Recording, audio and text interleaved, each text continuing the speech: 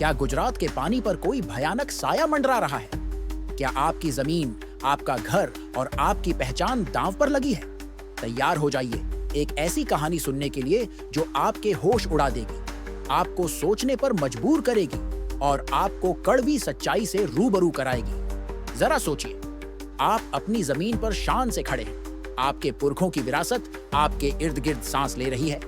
तभी अचानक एक सरकारी फरमान आता है, यह जमीन अब आपकी नहीं। कैसा लगेगा? गुजरात के लाखों आदिवासियों को यही भयानक हकीकत झेलनी पड़ सकती है और इसका नाम है पार तापी नर्मदा लिंक परियोजना।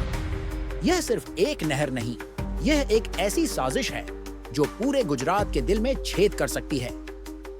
इस परियोजना के कारण सौराष्ट्र, कच्छ और उत्तर गुजरात में जो नर्मदा का पानी पहुंच रहा है, उसमें भी कमी का बड़ा खतरा बढ़ेगा। भारत सरकार की यह नदी जोड़ो परियोजना ऊपरी तौर पर तो पानी की कमी पूरी करने का दावा करती है, पर क्या आपने कभी सोचा है कि इसकी असल कीमत कौन चुकाएगा? आज हम उस कड़वी सच्चाई का पर्दाफाश करेंगे जिसे सरकार हमसे छिपा रही है।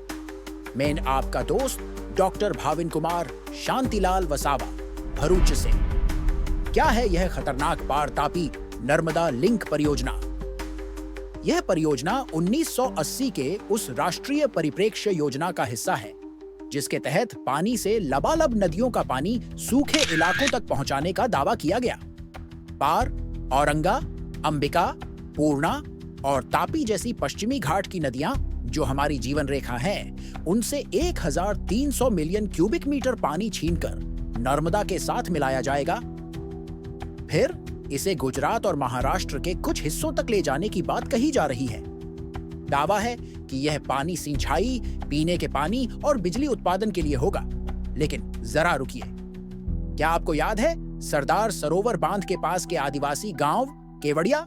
आज भी वो बूंद बूंद पानी के लिए तरस रहे हैं। तो क्या ये नए वादे भी सिर्फ जुमले हैं?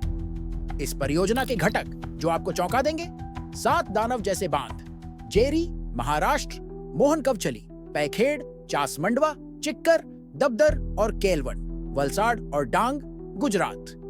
ये वो नाम हैं जो आपकी नींद हराम कर सकते हैं। 3 डाइवर्जन वियर्स, 2 विशाल सुरंगें और 395 किलोमीटर लंबी नहर, 6 पावर हाउस जो 93 मेगावाट बिजली पैदा करने का दावा करते हैं। लागत करीबन 10,211,110 करोड़ रुपए। क्या यह सिर्फ पैसों का खेल है जिसमें हमारी जमीनें बेची जा रही हैं? सरकार कहती है कि इससे आदिवासियों को भी लाभ मिलेगा, उन्हें सिंचाई और पीने का पानी मिलेगा। लेकिन क्या आप विश्वास करेंगे? सरदार सरोवर का दर्द आज भी उन गांवों में जिंदा है। अगर केवड़िया, छोटाउदेपुर जैसे गांवों को पानी नहीं मिला, तो क्या हम इस नई महाभयावह परियोजना पर भरोसा कर सकते हैं? और हालिया आदिवासी क्षेत्रों की स्थिति देख इन सरकारी और चुनावी लोभावने वादों पर क्या भरोसा किया जाना चाहिए? तबाही का मंजर, आदिवासी और पर्यावरण पर क्या होगा असर? कल्पना कीजिए, एक दिन आप जागते हैं और आपका पूरा गांव पानी में डूब चुका होता है। आपका घर, आपकी फसलें, आपकी यादें, सब कुछ खत्म। यह सिर्फ कल्पना नहीं, यह वो भयानक सच है जो पार तापी नर्मदा लिंक परियोजना लेकर आ सकती है। जमीनों और गांवों का जल ग्रहण, विस्थापन का दर्दनाक खेल।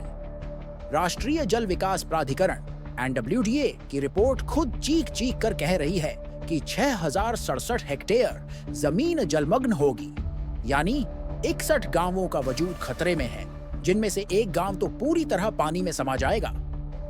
2509 परिवार विस्थापित होंगे और यह आंकड़े और भी ज्यादा हो सकते हैं। ये सिर्फ आंकड़े नहीं, ये वो लोग हैं जिनकी सदियों पुरानी विरासत, उनकी आजीविका, उनकी संस्कृति पल भर में मिट जाएगी।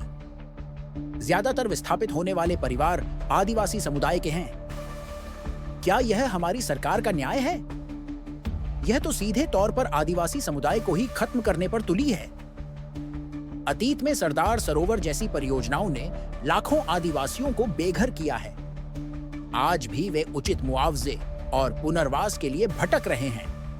न आज उन लोगों के पास रोजगार रहा, न अब उनकी पुरखों की जमीन बची। क्या सरकार फिर से वही इतिहास दोहराना चाहती है? क्या आदिवासियों का दर्द उन्हें दिखाई नहीं देता, जंगल और पर्यावरण का सीना चीरना, प्रकृति का बदला। यह परियोजना डांग, वलसाड़ और नासिक जैसे हमारे जैव विविधता से भरे जंगलों का गला घोंट देगी।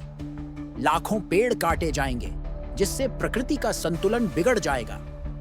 पर्यावरणविद चेतावनी दे रहे हैं कि इस परियोजना के पारिस्थितिक प्रभावों का ठीक से आकलन नहीं किया गया है।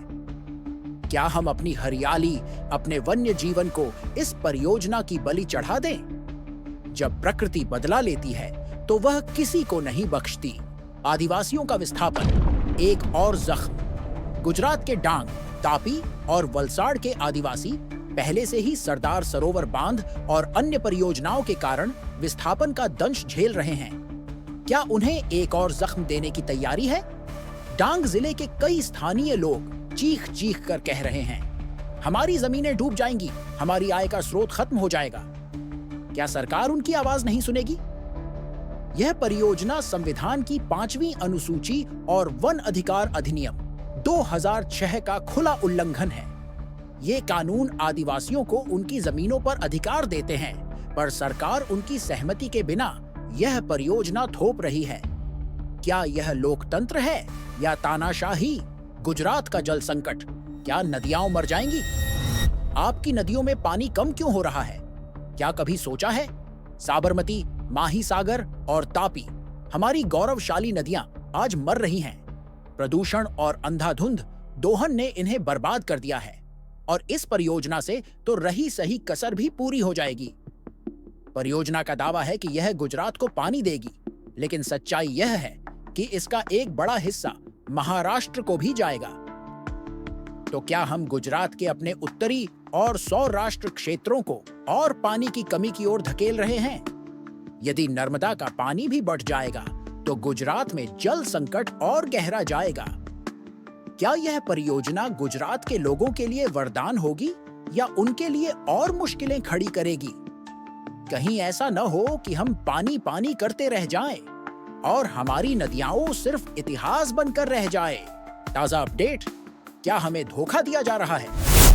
याद है 2022 का विधानसभा चुनाव, जब आदिवासियों के विरोध के बाद गुजरात के मुख्यमंत्री भूपेंद्र पटेल ने घोषणा की थी कि यह परियोजना रद्द कर दी गई है। हमें लगा कि हमारी जीत हुई है, हमें लगा कि हमारी आवाज सुनी गई है, लेकिन यह सिर्फ एक धोखा था। हाल के अपडेट्स के अनुसार यह परियोजना फिर से जिंदा हो गई है। केंद्र सरकार और राष्ट्रीय जल विकास प्राधिकरण ने इसे फिर से शुरू करने के संकेत दिए हैं। गुजरात और महाराष्ट्र के बीच पानी और बिजली के बंटवारे पर नए सिरे से बातचीत शुरू हो गई है।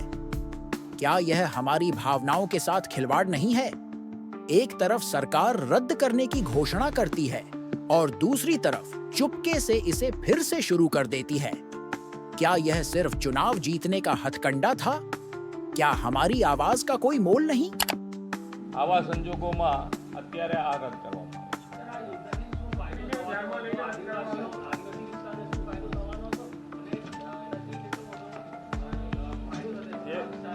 એ પછી આપણા પાસે ફરી પાછા મળીશું તારે કહીશું. Thank you.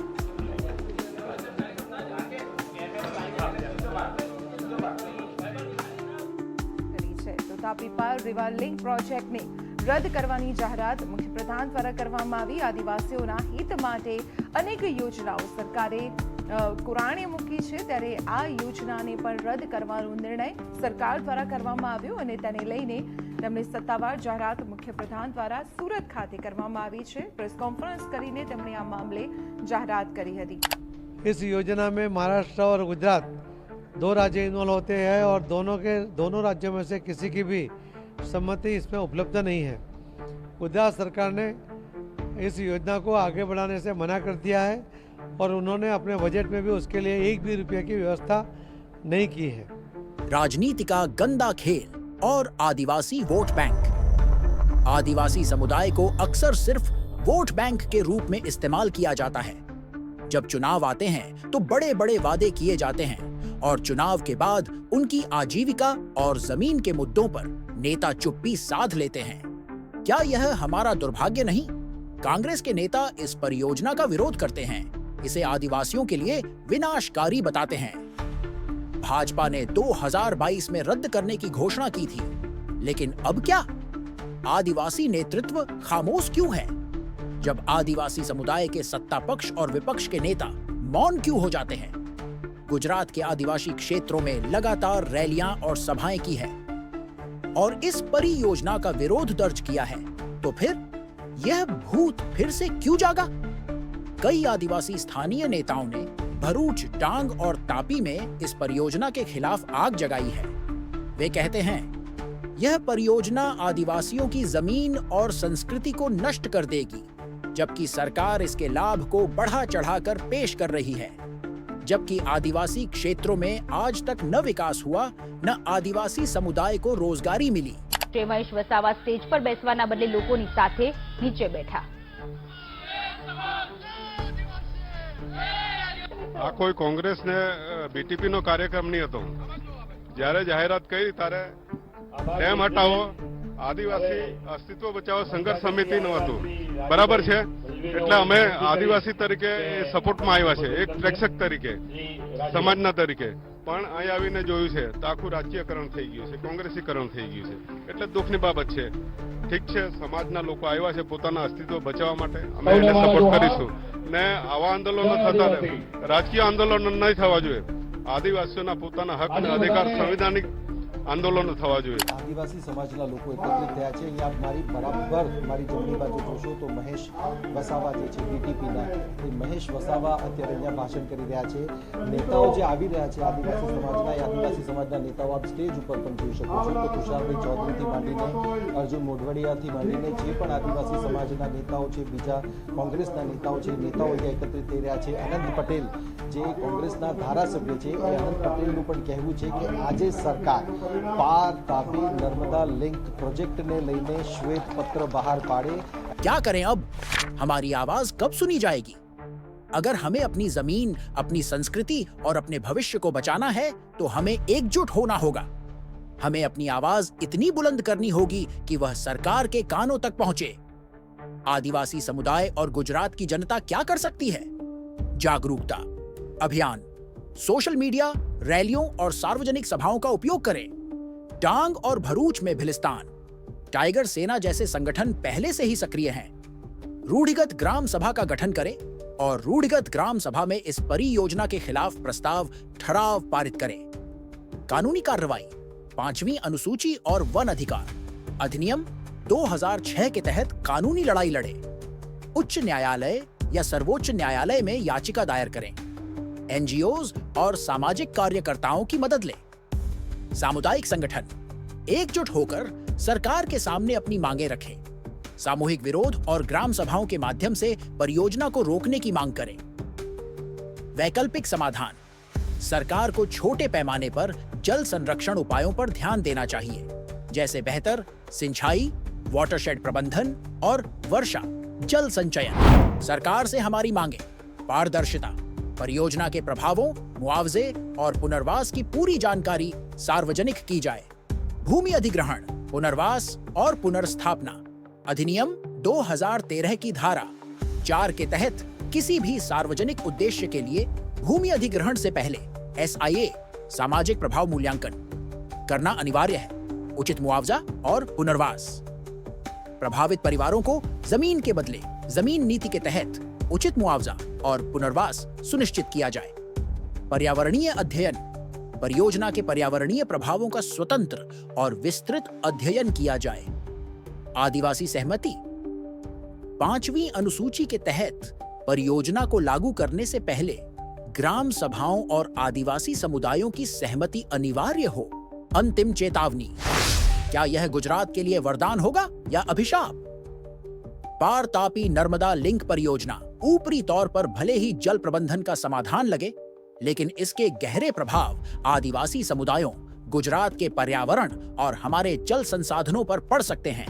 यह परियोजना 2509 से कई ज्यादा आदिवासी परिवारों को विस्थापित कर सकती है, उनकी आजीविका और सांस्कृतिक विरासत को नष्ट कर सकती है।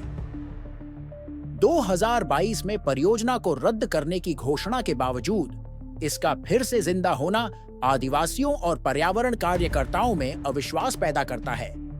क्या सरकार सिर्फ सत्ता के लिए हमारी जान ले लेगी? क्या हमारी जमीनों को लूट लेगी? गुजरात के लोगों को एकजुट होकर अपनी आवाज उठानी होगी। सरकार को चाहिए कि वह पारदर्शिता बरते, आदिवासियों के संवैधानिक अधिकारों का सम्मान करे और पर्यावरणीय प्रभावों का गंभीरता से मूल्यांकन करे। यह सवाल अब भी अनुत्तरित है कि क्या यह परियोजना गुजरात के लिए वरदान होगी या अभिशाप। लेकिन एक बात स्पष्ट है, आदिवासियों और पर्यावरण की कीमत पर विकास का कोई औचित्य नहीं हो सकता। मैं आपका दोस्त डॉक्टर भाविन कुमार शांतिलाल वसावा, भरूच से। क्या आप तैयार हैं इस लड़ाई में शामिल होने के लिए? क्या आप अपनी जमीन, अपनी संस्कृति और अपने भविष्य को बचाने के लिए तैयार हैं? अब फैसला आपके हाथ में है। इस वीडियो को सभी सोशल मीडिया प्लेटफॉर्म पर शेयर करें, लाइक करें, कमेंट करें, फॉलो करें और सब्सक्राइब करें ताकि यह सच्चाई ज्यादा से ज्यादा लोगों तक पहुंच सके।